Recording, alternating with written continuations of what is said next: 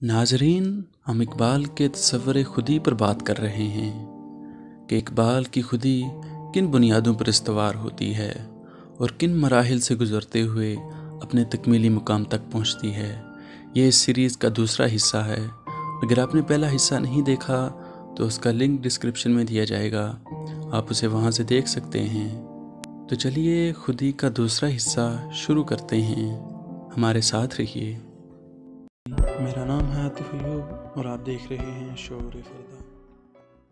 पहले तो खुदी एक माबाद तबीई वजूद है और इसे इसलिए फ़र्ज़ किया गया है ताकि इससे हमारे तजर्बात की तौजीह हो सके। लेकिन क्या हमारे तजर्बात इसमें इसी तरह जागज़ी होते हैं जैसे किसी जिस्म में रंग? क्या वो खुदी से वैसा ही रब्त रखते हैं जैसे मादी जवाहिर से कैफियत या उनके खसाइस? यकीनन ऐसा नहीं है। सानियन, जैसा कि कांट बताता है, तजर्बे की वहदत पर रूहानी जौहर का वसीत होना और नतीजतन गैर मुतगय्यर होना मुनस्सिर समझा जाता है। लेकिन इस वहदत से ना तो ये साबित होता है कि वो नाकाबिल तकसीम है, ना ही ये कि वो गैर मुतगय्यर है। सालिसन, ये नज़रिया दोहरी यानी बटी हुई शख्सियत के नफ्सियाती मज़ाहिर की तौजीह करने से कासिर है। इस तरह माबाद तिबी मकतब फ़िक्र खुदी की माहियत के बारे में हमारी कोई रहनुमाई नहीं करता। कदीम नफ्सियाती मकतब फ़िक्र भी इस सिलसिले में हमारी कोई रहनुमाई नहीं करता। नफ्सियात खुदी या ज़ात को महज हिस्सियात, एहसासात और फ़िक्र का एक बहाव समझती है और इनका अलहदा मताला करती है, लेकिन ये नहीं बताती कि वो एक दूसरे से किस तरह मुंसलिक व मरबूत हैं। नफ्सियात खुदी को महज तजर्बात का अंबार समझती है, लेकिन खुदी महज तजर्बात का ज़ख़ीरा नहीं है। तमाम अनवा व अक़साम के तजर्बात के पसे पर्दा एक बातनी वहदत भी है, और यही वहदत है जो तमाम तजर्बात का महवर है। ये हमारी हस्ती का मरकज़ है। नफ्सियात खुदी की इस बातनी माहियत को गिरफ्त में नहीं लाती। इकबाल कहते हैं कि अक़लियत और तजर्बियत से कतई नज़र करके हमें ख़ुद अपने शऊर की बातनी गहराइयों पर तवज्जो देनी चाहिए और विजदान से काम लेना चाहिए। विजदान ही में खुदी की हकीकी माहियत और जौहर मुनकशिफ होता है। लेकिन जिस खुदी का इंकशाफ विजदान में होता है, इसे अल्फाज और मरवजा ज़ुबान में बयान करना एक बड़ा ख़तरा मोल लेना है। हमारी ज़ुबान अरफा शऊर के किसी नए तजर्बे को अदा करने का अच्छा वसीला फ़राहम नहीं करती। इसीलिए खुदी की माहियत की जुस्तजू करने से पहले ये मुनासिब है कि हम उस ज़ुबान और उन मुस्तलहात की नातमामी और नक्स की माजरत कर लें जो फ़िक्र के कदीम तरीक़ों और रवायती फ़लसफ़ों की हद तक महदूद हैं। ये तो दुरुस्त है जैसा कि माहिरीन नफ्सियात कहते हैं कि खुदी तजर्बात की आमद शद है, लेकिन ये तजर्बात किसी भी हाल में एक दूसरे से जुदा नहीं समझे जा सकते और ना उन्हें एक दूसरे से जुदा किया जा सकता है ताकि फ़र्दन फ़र्दन उनका मुशाहिदा किया जाए। तजर्बा मसलसल होता है और दरमियान में कहीं कता नहीं होता।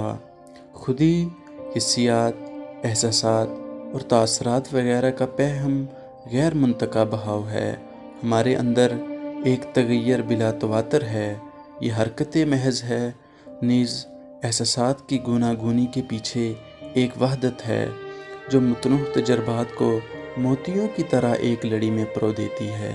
इस तरह बकौल बरगसां के वहदत में कसरत और कसरत में वहदत होती है।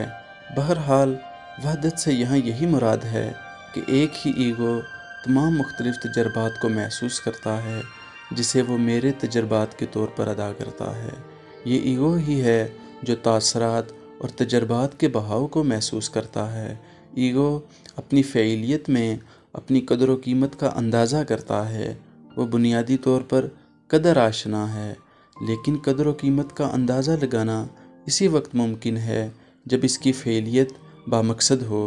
कदर व कीमत का अंदाज़ा लगाना کامرانی کے بغیر اور کامرانی مقصد کے بغیر ممکن نہیں ہے، چنانچہ خود ہی ہمیشہ کسی سمت میں حرکت کرتی ہے، اسی طرح وہ اپنی بنیادی ماہیت میں رہنما یعنی ہادیانہ ہوتی ہے۔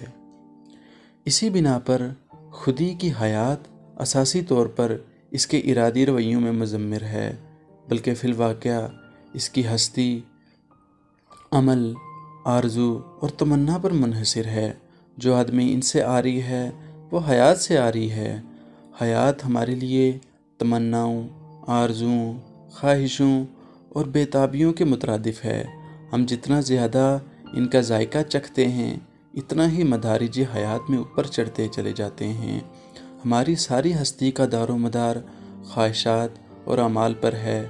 اگر یہ نہ ہوں تو ہماری حیات بے جان اور جامد چیزوں کے مماثل ہو جائے۔ تمنائیں ایک تخلیقی قوت رکھتی ہیں، وہ ہمیں حیات اور عمل کے لیے اکساتی ہیں، ہمارے سامنے نئے افق اور نئے آدرش پیش کرتی ہیں۔ ان کے زیر اثر ہماری ہستی میں زندگی کی ایک لہر سی دوڑ جاتی ہے، جیسے ہم کسی برقی توانائی کے زیر اثر ہوں۔ تمناؤں کی یہ تخلیقی قوت، جسے اقبال بعض اوقات سوز سے تعبیر کرتے ہیں، ہماری شخصیت کا بطن البطون ہے۔ ایگو تمناؤں اور ولولوں کے سوز مسلسل میں نشو و نما اور وسعت پا کر ایک مضبوط اور طاقتور شخصیت بن کر ابھرتا ہے۔ نتیجتاً یہ بات بالکل غلط ہے، جیسا کہ بعض مکاتب فکر نے تعلیم دی ہے کہ ہمیں تمناؤں سے نجات حاصل کرنی چاہیے اور عرفہ زندگی عدم تمنا سے عبارت ہے۔ یہ تمنائیں عشق میں حد درجہ قوی اور مضبوط ہو جاتی ہیں۔ عشق انہیں ایک نئی حیات، نیا سوز اور حرارت بخش دیتا ہے۔ یہ صرف عشق ہی ہے جس میں آدمی ہمیشہ نئی آرزوؤں، تمناؤں، خواہشوں اور بیتابیوں کا مسلسل امڑتا ہوا سیلاب محسوس کرتا ہے۔ عشق زندگی کو ایک معنی اور ایک نئی قوت بخش دیتا ہے۔ ایگو عشق سے مستحکم ہوتا ہے۔ اقبال کے یہاں عشق بہت وسیع مفہوم میں استعمال کیا گیا ہے۔ اس سے اپنی جانب کھینچنے اور جذب کرنے کی آرزو مراد ہے۔ قدروں اور آدرشوں کی تخلیق اور ان کے حصول کی کوشش اس کی بلند ترین صورت ہے۔ تمام تمنائیں خواہ وہ عشق سے تقویت یافتہ ہوں یا نہ ہوں، کسی نہ کسی سمت میں حرکت کرتی ہیں اور ان کے لیے ماحول کا وجود مقدم ہوتا ہے۔ جب تک کہ یہ ایک معروضی دنیا سے تعلق نہ رکھیں، وہ نشو و نما پانا تو دور زندہ ہی نہیں رہ سکتیں۔ یہی وجہ ہے کہ ایگو کی حیات ایک معروضی حقیقت سے ربط و تعلق قائم کرنے پر منحصر ہے، خواہ اس سے دنیا مراد لیں یا جمعیت و معاشرہ یا حقیقت مطلقہ، خودی علیحدگی اور تنہائی میں نشو و نما نہیں پا سکتی۔ اس سے آگے گفتگو کا سلسلہ خودی کے تیسرے حصے سے جوڑا جائے گا۔ ہمارے ساتھ رکھیے، اپنی رائے سے ضرور آگاہ کیجیے۔ اللہ حافظ۔